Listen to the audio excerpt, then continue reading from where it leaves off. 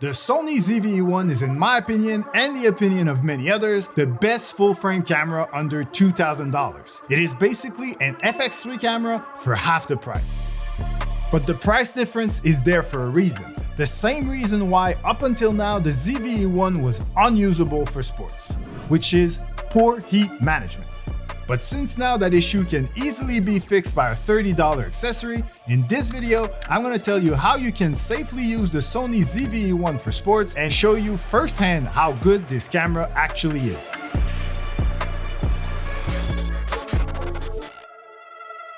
Hey guys, my name is E, I'm a professional sports videographer, and yes, I finally got to test the Sony ZV-E1 full-frame camera. This camera actually came out a while ago in May 2023, I think, and I didn't bother making a review back then. In fact, I went in the other direction by making a video about how buying this camera would be a huge waste of money for any sports videographer. If you look at these test results from Gerald Undone, as you can see, at a warm but not too hot 24 degrees Celsius or 75 degrees Fahrenheit, his ZV-E1 camera lasted only 42 minutes at 4K 60 and 71 minutes at 4K 24 before overheating. Which basically means that you would really struggle to film an entire game of any sport pretty much anywhere in the world during the summer. So yeah, overheating was the main reason why I never bothered with this camera until now. Because the ZV-E1 is basically an FX3 camera in a ZV-E10 body. So a lot of power, maybe even too much power for this very small body. But recently, Ulenzi released their new CU01 cooling system that I tested on this camera and it worked flawlessly. I was able to film an entire basketball game with a Sony ZV-E1 camera in 4K 120 10-bit, and I had zero overheating issues. Okay. Yeah. Check. Yeah. Don't ask me why again, we tried again and didn't feel the same. The plans was open up the diagram. Winter overseas, I got some bags that need acquiring. We used to get cash, the checks bigger so they wire them. Plug talk, fuck the middleman, bring the supplier in. From Italy to Ireland as part of the requirements. Could've joined a union, Kid Andrew turned to fireman. But I'm still doing fire shit, adapt to my environment. I actually posted a video on my channel about this experiment, so I'm not gonna go any deeper into the whole overheating thing that I have already, but if you wanna learn more about the Ulenzi cooling kit, just check out the video. Otherwise, let's move on, but to be clear, I only recommend the Sony ZV-E1 for sports if you buy the Ulenzi CU01 cooling system along with it. So what is so special about this camera? Well, first of all, it is a full-frame camera with the exact same sensor as the FX3, so very high video quality, especially in low-light conditions. All right, so I decided to come outside as the sun is disappearing rapidly to show you the benefits of a full-frame camera in low light, especially this one that has a dual base ISO, and I am currently filming at the first base ISO of 640. My image is super clean. I'm shooting in S-Log3, by the way, so the base ISOs do change depending on the picture profile that you're using, but in S-Log3, 640 is the first one. As you can see, it is super dark. It's clean, but it's super dark. But if I slowly go up, let me go, see now, like for now, I'm at 5,000. You're probably starting to see a bit of grain. Sorry, I'm looking at my LCD screen. Now I'm at 10,000. There's probably a fair amount of grain in my face. But if I go to 12,800, which is the second base ISO, all of a sudden my image is super clean and it is much brighter. So if you think about it, a few seconds ago I was at 640, super dark, you couldn't see anything. Now I'm at 12,800, super clean, super bright. So that's the power of a full-frame camera. That's why it is worth paying a little bit more for a camera like this one. By the way, all the extra light that you're getting from a full-frame camera like this is not just for extreme low light conditions. It's also to allow you to shoot indoor sports at 120 frames per second. For example, if you're shooting basketball, if you try to shoot that at 120 frames per second with an aperture of f4 and a shutter speed between 1/250 and 1/400, good luck doing that at a base ISO of 640. your image will be so dark that you won't have any other choice than to push the ISO way up and introduce a lot of noise in the process. But with a second base ISO at 12,800, you'll be able to keep a clean image even at 120 frames per second and record amazing super slow-mo shots like these. Alright, so that's great. We established that the Sony ZV-E1 is amazing in low light conditions, but it also stands out in a few other ways.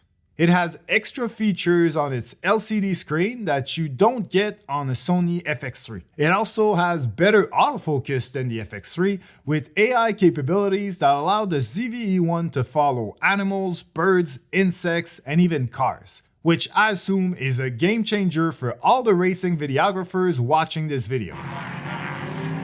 But the feature that caught my attention was the stabilization, because I had personally never seen anything like it before. Alright, so I'm taking this show on the road on this very icy running track to talk about a very interesting aspect of this camera, the stabilization. Because typically there's only two types of stabilization on Sony cameras, but this one has three of them. So the first one, the one that I'm using right now, is the standard mode, which is just the normal IBIS, which you can tell me if you think it's pretty good. I'm basically just walking at a normal pace right now, but I am on ice, so it is challenging. Probably not the most stable way to walk, but probably good for the point that I'm trying to make right now. The next mode is active stabilization, which is also very common on Sony cameras. It basically crops into your image a little bit, so takes away a little bit of quality, but uses that extra room electronically to stabilize the image after the fact. So I'm probably a bit more zoomed in than I was before, but I'm also probably more stable. And finally, the third mode is the most interesting one, because that one is new. I've never seen that on any other camera. It's called Active Dynamic. And basically on top of that crop that you have from the active stabilization, there's an extra one that comes from the extra room that you have to play with the clear image zoom.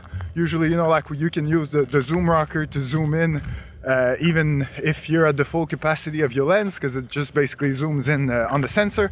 So it uses that extra space to crop it even more and make the image even more stable. So the result is that I'm probably even tighter than I was before, but I should be way more stable. So you guys let me know what you think. All right, so far I've been talking a lot about the things that I like about this camera, so let's now talk about a few things that I don't like as much.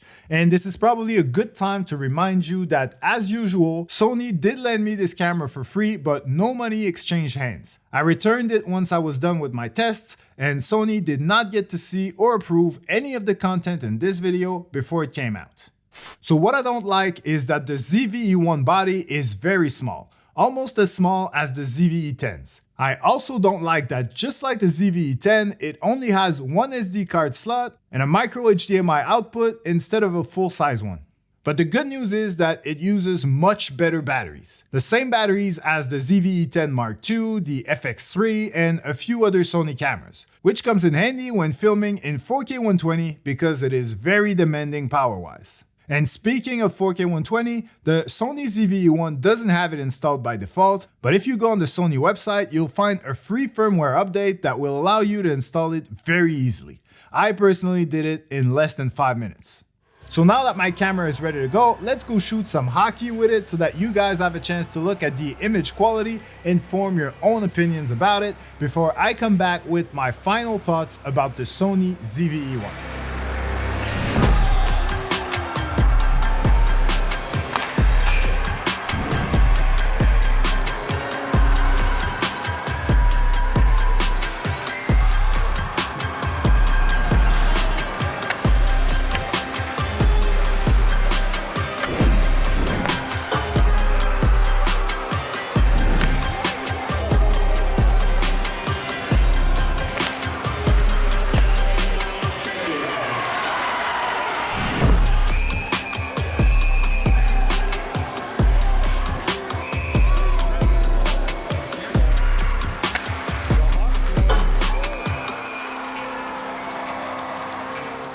All right, so I don't know what you guys thought of the image quality during that sequence, but I should mention that most of the footage was shot through plexiglass because, it's ice hockey.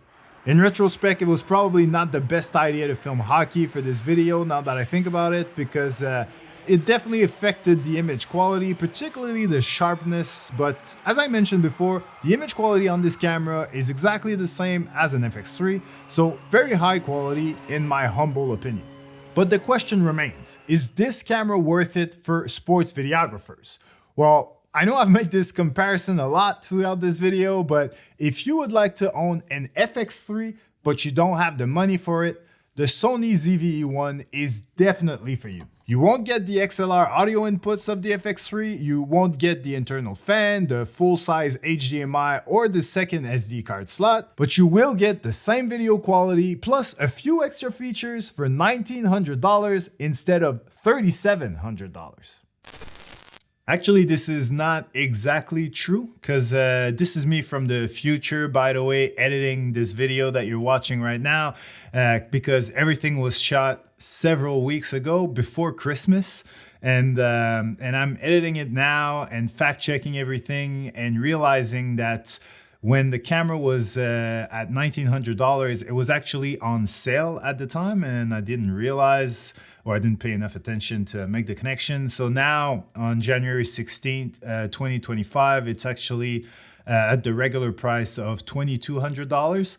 But I decided not to change the title and most of the content of the video because I do suspect that it's gonna go back to the $1,900 price quite soonish, because Sony has a tendency to put this camera and a few others on sale every 3 months or so. I suspect that it's gonna happen either when they release a new camera or maybe at Easter, whichever comes first.